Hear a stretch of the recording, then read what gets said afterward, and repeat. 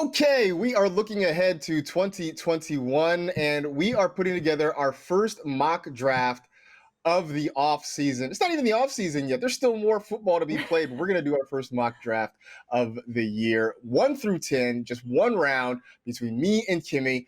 I will allow you to have the first pick. So where are you going with the 1.01 in 2021? Well, I'm giving you a curtsy for allowing me to have the first pick. All right, are you ready for this drum roll? Because I'm bringing the hot fire with this very first pick.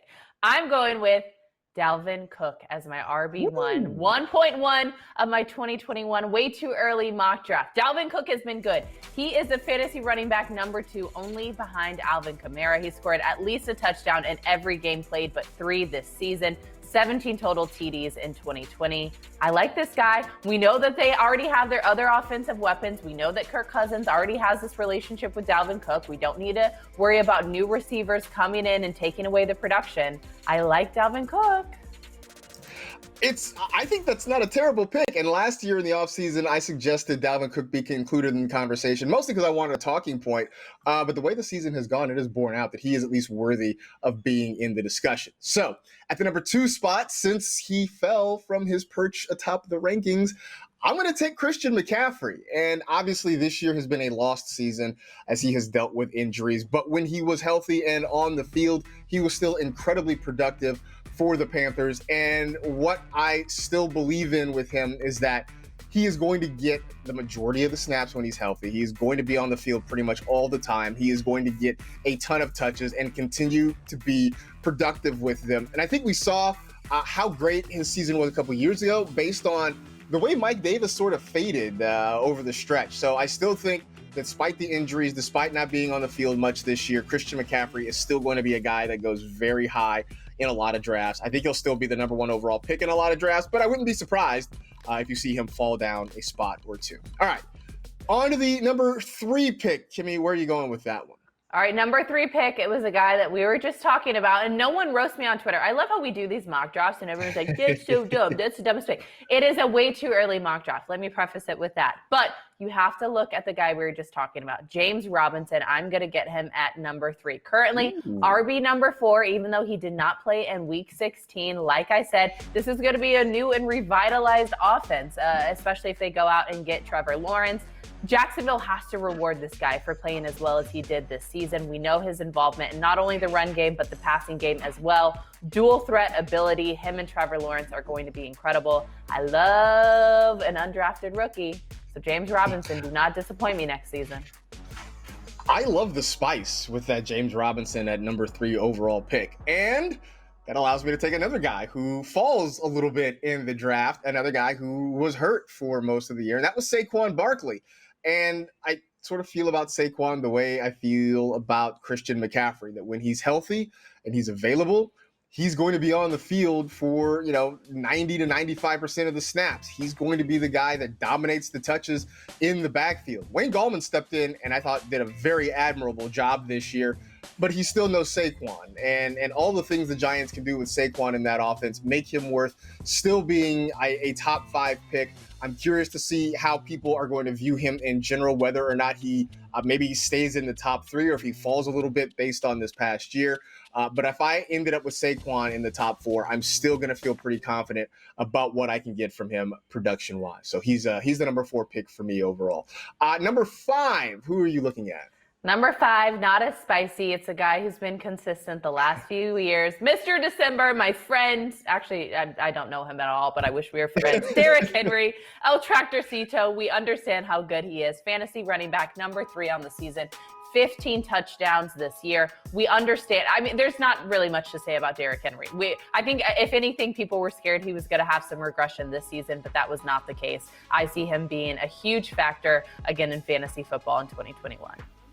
Derrick Henry is going to be a beast. And if the Titans ever start throwing him the football the way they keep threatening to, game over. I think he moves up this list. It's game over. No, I mean, seriously, if we start to believe next offseason that he's going to be more involved in the passing game and catch more passes, I think we really are talking about Derrick Henry as the number 1 overall pick, considering how effective he is running the football. So that takes us to number 6.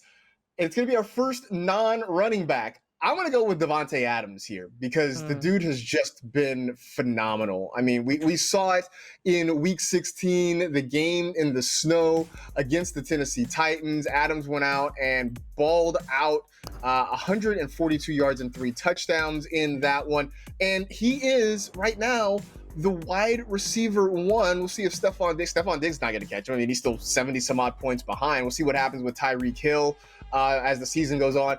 But Devonta Adams is your wide receiver one, having missed 2.5 games because of an injury.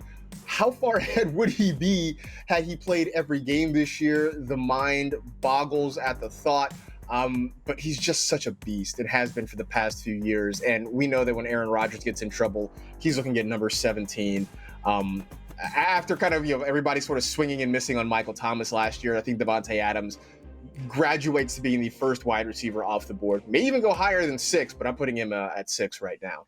So that gets us to 7. Who should be the 7th pick in leagues next year? Lucky number 7. I have to bring some spice back. I'm a spicy little girl, okay? I'm going to go with Jonathan Taylor. I understand we were very frustrated with him at times this season, but now he has solidified that he is the lead back for that offense, and he's been on a touchdown binge ever since Week 14. I think he's had at least a touchdown in every single game played since Week 14. He found his footing. He understands who he is. He understands how this offense runs. Currently running back number 7, double-digit fantasy points in 9 games played this season. I think that his second season is going to be an incredible one, and he is my running back number. What is this? This is my pick number 7, but let's see. He's the 1, 2, 3, 4, 5, 5th, 6th running back off the board. So impressive for the rookie. I know a lot of folks love Jonathan Taylor, and as the season went on, I started to put more stock into the idea that not having a training camp is sort of what slowed some of these rookies down. We saw it with Taylor. We saw it with Cam Akers. We saw it with J.K. Dobbins. But by the time we got to the back half of the season, I think all 3 of those guys really had taken more of a lead role in their respective backfields. And Jonathan Taylor, DeAndre Swift, too, I should throw him in that mix, too. Jonathan Taylor looks like he could be the leader among second-year running backs in terms of where he gets drafted next year. He and James Robinson going to battle it out for that honor. Number 8 pick for me, I'm going with Tyreek Hill. And we keep waiting for regression to hit this guy touchdown-wise, and so far it hasn't seemed to happen. The Chiefs offense looks like it's set to be a juggernaut for a number of years in a row, and Tyreek Hill is going to be the lead wide receiver in that offense. Again, regardless of what happened with him in Week 16, the dude has just been amazing. 17 total touchdowns this year, most among all wide receivers, an absolute beast week in and week out, and would not be surprised to see him around the late part of the first round in a lot of fantasy drafts. He's been really, really great for a number of years now. It's just hard to deny. So Tyreek Hill goes at 8. Who do you take at number 9? The spice continues. Let's talk about his teammate, Travis Kelce, tight end number 1 in fantasy football. Travis Kelce is used not only as a tight end, but just as a wide receiver as well. He's so big. He understands how to block. You have to look at what he does after he catches the ball, yards after the catch. 11 touchdowns this season, leading all tight ends. Like you said, the same argument that you make for Tyreek Hill is the same one that could be made for Travis Kelce. This trio of Travis Kelce, Tyreek Hill, and Patrick Mahomes is the best trio in the NFL right now. I know it's crazy to take a tight end this high, but as we've seen in fantasy football, unless you have a guy like Travis Kelce or George Kittle when he's healthy or Darren Waller, you have to just scratch the surface and you have to crawl and itch and bleed your way to find a tight end that can deliver on a week-to-week basis. So I know this is wild, but Travis Kelce can be counted on in the first round. Here's the thing. I don't think it's that wild. I think what we saw this year, I think we're going to see a lot more people taking shots at Travis Kelce in the first round. And I know this has been an Adam Rank staple for the last couple of years, but I do think more people are going to get on board because Kelce gives you that consistency.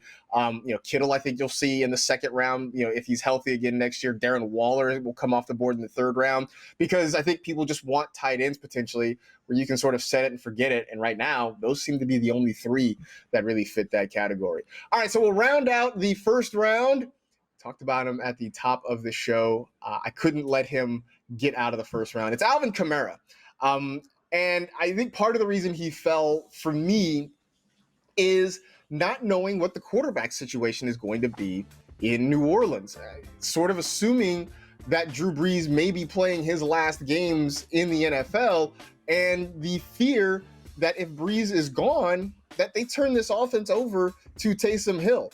Sean Payton obviously liked what he saw out of Taysom Hill. They were 3-1 with him as a starter this season. He moved the ball effectively, but he just didn't do much for the rest of the pieces in that offense. I mean, obviously Kamara was the guy that maybe took the biggest hit, but if you were trying to start, Michael Thomas when he was healthy, if you were trying to start Emmanuel Sanders, you just weren't getting much there because Taysom Hill still has to develop as a passer and is more likely to take off and run and sort of create production with his legs, which just doesn't help the guys catching the football. So I still think Kamara has incredible value. I think he's still supremely talented, but just sort of looking ahead and thinking that if Drew Brees isn't the quarterback, then Alvin Kamara might take a big hit in his fantasy production. Not enough for me to let him get out of the first round, but enough that I would feel comfortable taking a handful of other players ahead of him this year. And this is coming from a guy who I said last year, I'm smashing Kamara at the third spot as many drafts as I can. But next year's kind of a different story.